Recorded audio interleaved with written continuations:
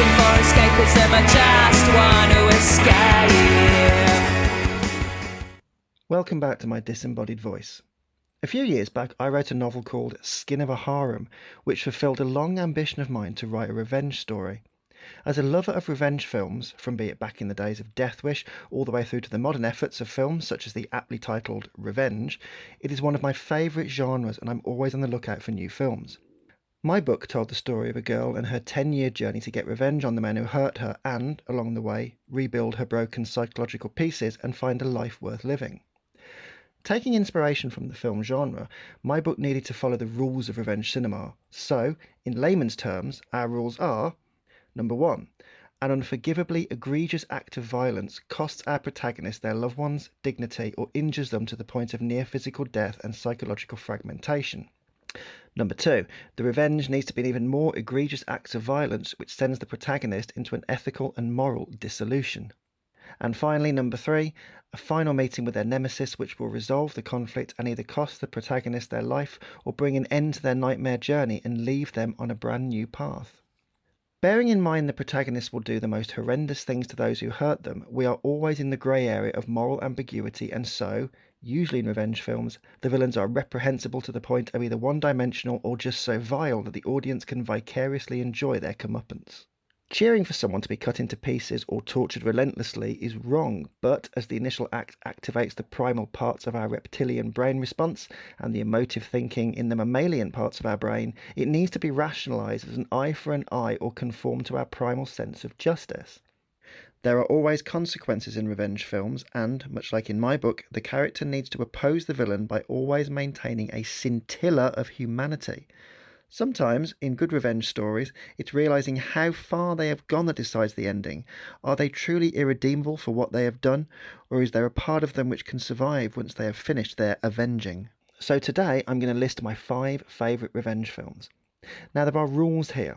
They must be films I have seen more than once, films that left an indelible mark, and they need to fit my own reptilian and mammalian way of thinking and representations of justice.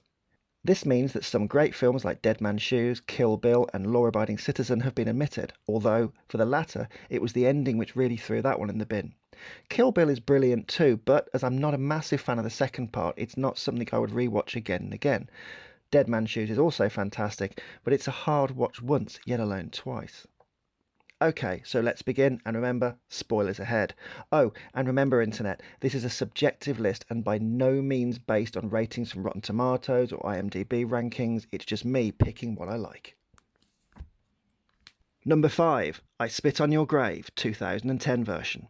I did a video in 2020 about this film and, whilst I'm not a fan of the prolonged sexual assault in the first half of the film, I understand that it's done for contextualisation. I Spit 2010 wears the influence of the Saw films on its sleeve and, when Jennifer takes her revenge in a somewhat convoluted and extremely horrific way, it's done so over the top and with such inhuman luck and patience that it's pure voyeuristic sadism for the viewer. The real star here is Sarah Butler, and she gives a towering performance. Even the cast and crew in the making of stated how difficult the rape scenes were, but she plays it fantastically. The villains are hick rednecks and each of them gets a deserving punishment, be it castration or anal violation, and whilst the film spawned some questionable follow-ups, this was a brave stab at taking what is considered a commercially poisonous exploitation film and making it something for the torture porn audience.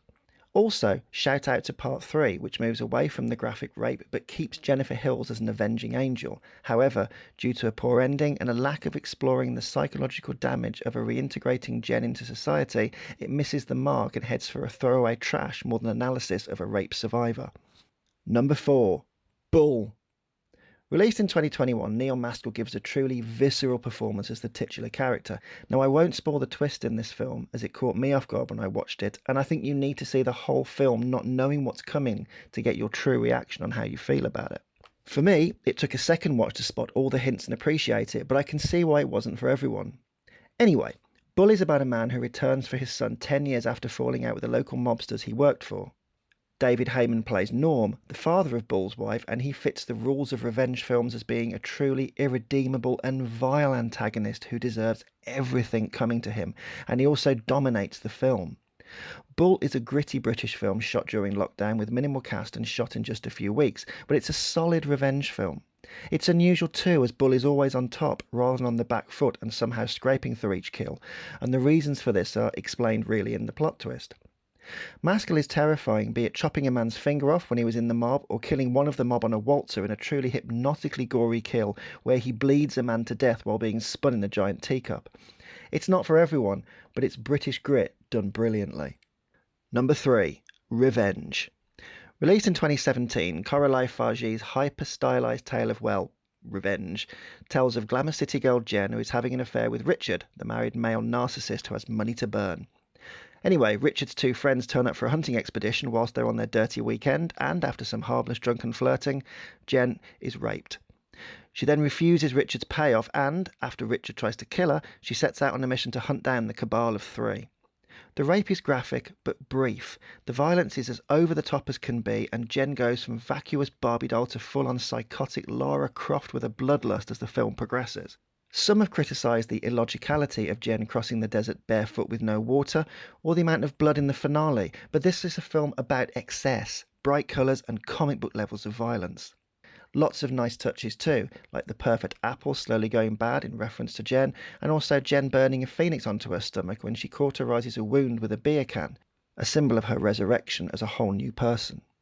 Revenge is fantastic. Also, as the final fight contains more blood than the human body could possibly contain, it doesn't scrimp on the justice or pain that both protagonist and antagonist go through. Number 2. Promising Young Woman.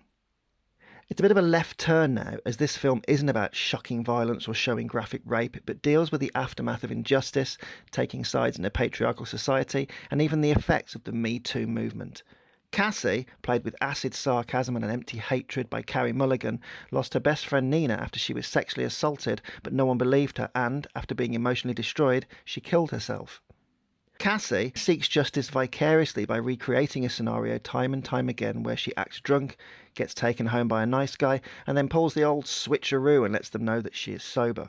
It's a shame they didn't follow some of the earlier drafts where we would have seen Cassie with a black eye because some of her escapades go wrong, as, despite seeing 2 instances of putting herself at risk, the film misses the presence of danger that Cassie is repeatedly putting herself in time and time again. Anyway, there are several people Cassie believes are responsible for not helping Nina when she spoke out about the assault, and, in a standout scene, she humiliates and emotionally tortures the Dean, who openly states that she can't believe every accusation, but then panics when she finds out her own daughter has been left in a frat house of drunken boys in a blatant show of her hypocrisy and priorities.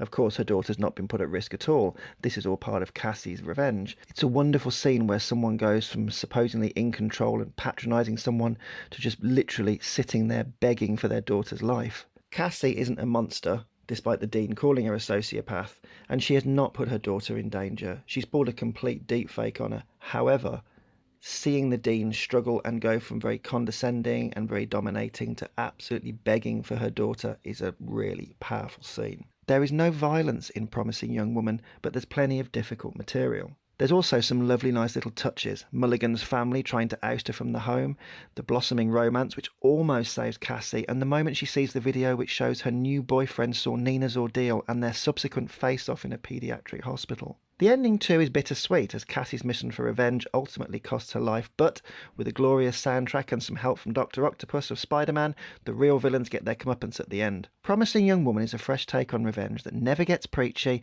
and tells the tragic fallen arc of a very likeable character. Not what I expected, but having seen it 3 times now, its originality is brilliant. Number 1. The Crowe. I'm going to ignore the tragedy of Brandon Lee dying on set and how they finished the film, because that story is well known and I want to talk about the film itself. And this film is the one that started my love affair with revenge movies. Adapted from the comic book, The Crowe tells the story of Eric Draven, who is killed by a gang who rape his partner and throw him out of a window after shooting him in a deliberate act to evict him from his home. The balance of Eric's utopia with Shelley, played out through flashbacks, and the desolation of a city destroyed by poverty, drugs and crime is a wonderful parallel, and the villains are all perfect and deserving fodder for Eric's vengeance. A great soundtrack and gothic mood never shifts and brings gravitas, along with Brandon, who brings heart to a character which could have been one-dimensional in the hands of another actor.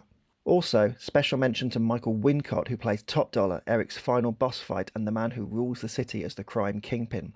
A man who sleeps with his sister, has cocaine for breakfast, and hams it up so much his performance should come with a side of mustard. He is both brutal and memorable as Eric's antagonist. The Crowe also offers redemption for some of the surrounding characters, the terrible mother Darla, who makes it up with her daughter, and also Ernie Hudson's disgraced cop. Also, the supernatural element means you think Eric always has the upper hand, until his immortality secret is quite literally shot down and he has a final fight as a dying and enfeebled man. Yes, there is some gun porn, and this is sad as how it relates to how Brandon died on set, but this is a film which follows the darkness of its source material and is all the better for it. Anyway, that's it. My top 5 revenge films. But what are your favourites, and is there any that you would recommend I should watch? If so, leave a comment, and until next time, I'll catch you later.